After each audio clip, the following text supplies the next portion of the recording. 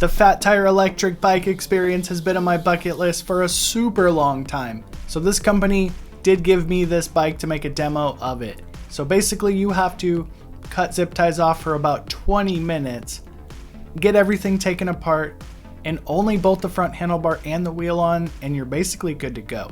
But I'm kind of a nerd, so I started disconnecting stuff.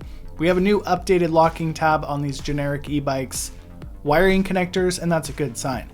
So this one had dielectric grease inside of the connector.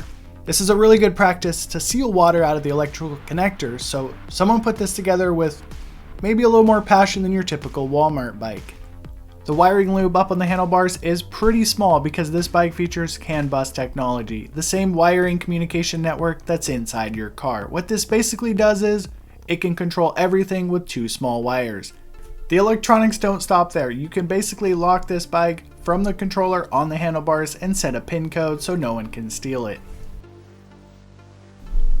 The Strider features the atypical Shimano Altis 9-speed group set. Now it's perfectly good for cruising on bike paths, basically what this bike is intended for, but if you start getting rowdy, basically the chain will fall off. This massive chainring is for more top end speed. So this bike has the typical Tektro throttle cut off brakes.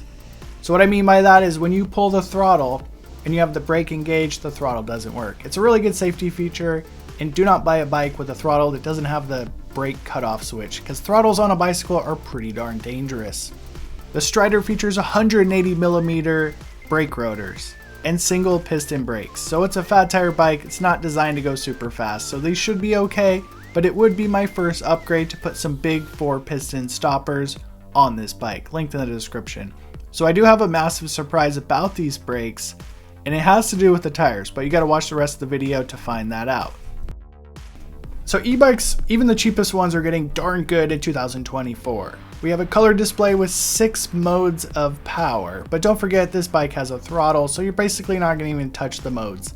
So we have a 2.5 amp, 3 amp charger, so it definitely does charge on the slower side of things, so don't expect fast charging for this cheap price tag.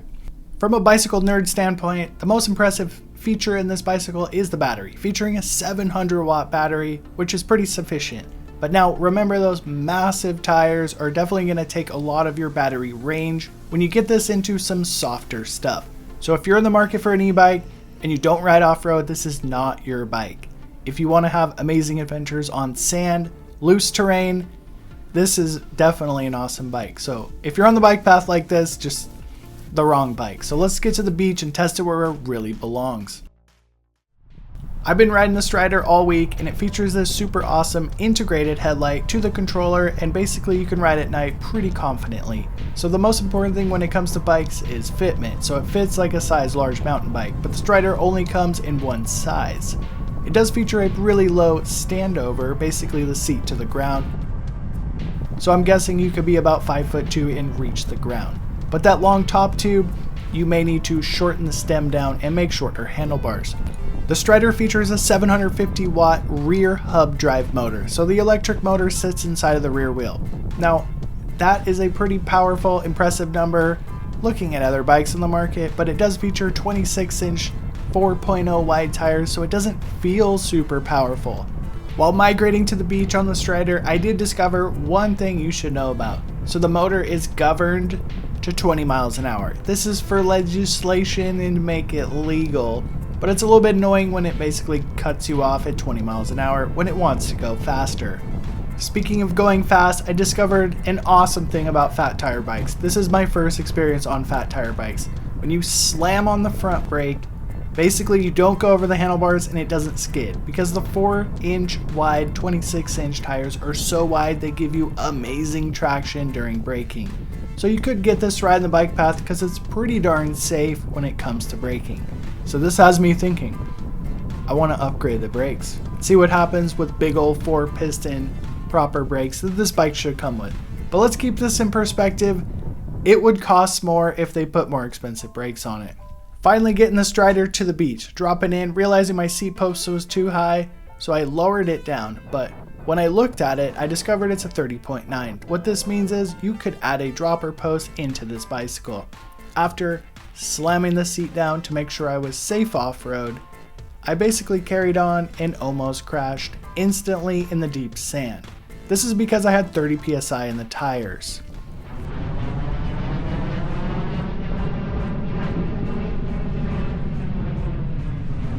Now we've got the Strider in its natural habitat, loose, deep sand.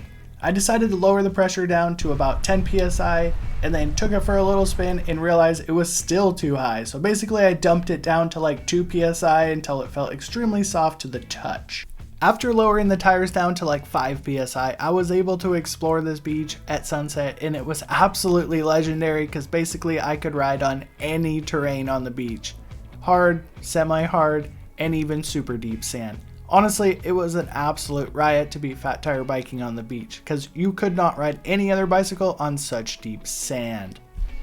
The bike features a throttle, so anytime I have a throttle, I basically forget to pedal and just hold the throttle. It's a double-edged sword. It could really help you get places where you want to go, but you need to be disciplined enough to actually use the pedal to get some fitness. Now, if you have an injury or some kind of stuff, the throttle is absolutely amazing because it's basically going to help you. Range is super subjective. So I used about 10% of the battery riding 10 miles to the beach, and 1 hour on the beach I use about 50% of the battery. So depending on your weight and your terrain, that will be your range. So I reached out to Leo Gar, asked him a few questions, told him basically my complaints with the bike. So it's a 720 watt battery. They corrected me. It features an external or an internal battery with the key, pop it twice and the battery falls out. So it's a little bit challenging to get the battery out. You have to kind of wiggle it. It's not anything new for e-bikes.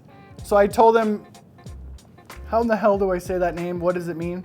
So it's a cross between a leopard and a jaguar, Leo Gar. And there's a cool logo on the front. I don't know if you like animals. I do. So this bike's pretty incredibly fun. Basically, you go 5 psi and you can ride through the deepest sand you could ever imagine. All you have to do is lower the tire pressure down to 5 psi. So if you put 30 psi in it like I did the first day, basically it doesn't give you any compliance. But when you go down to 5, it kind of steers itself on the pavement. So it's a good idea to invest in like a digital inflator. So this one's a little bit large, but it's from Costco. It's called a Fantic. And basically you go 5 psi, 20 psi on the way home. These aren't super expensive and they're becoming more common. But this bike really does put the adventure, the fun back in biking. You don't have to be like a sender. It's just basically get out there and adventure on any terrain you want. Throttles on bicycles are pretty dangerous. Like I have literally in this garage, like just whoop, done a wheelie on one just by pulling it. So the bike is on and there's no throttle. So you'll think it's broken, but it's actually a safety measure. You have to get going. You actually have to pedal it. Even though you're gonna end up just yanking the throttle most of the time, I really do like that safety feature. So it's not like a super torquey, powerful e-bike motor for the simple reason the tires are so big. So here's another concern on this bike, 4-inch tires. The Leo Gar comes in about 70 pounds, so you're gonna need a heavy duty bike rack to transport this thing safely. So the Saurus rack is rated up to 100 pounds per tray in the 2-bike configuration. And this is a absolutely impressive bike rack. So I didn't do any like long-term testing on this. I've basically had it for a week and put about 60 miles on it. Now, fat tire bikes are awesome, and this is the most awesome cheap e-bike I have ever rode because of the tires. So it's a $2,000 bike, guys. It's not the best bike in the world. It's hit or miss. When you buy cheap stuff, it could be absolutely amazing in the long term or it could not last. If you want to spend like double the money for half the width on the tires, click this video here because this bike was also giving me the same vibes, but it's obviously from that brand.